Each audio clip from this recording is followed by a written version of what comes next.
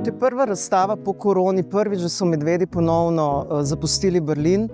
Ful sem vesel in počaščen. Vidim tudi, da je veliko ljudi prišlo, da so tudi sami medvedki ljudem zelo všeč.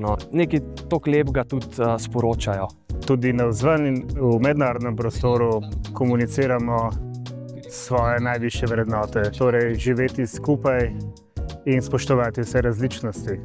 Jaz sem izjemno vesela, da je ta razstava prišla v Slovenijo, v Ljubljano. Jaz bi povabila vse meščanke in meščane, da pridejo na Trg Republike, da si pogledajo te medvede. Ko smo začeli, si pač nismo predstavljali, da bomo šli v take dimenzije.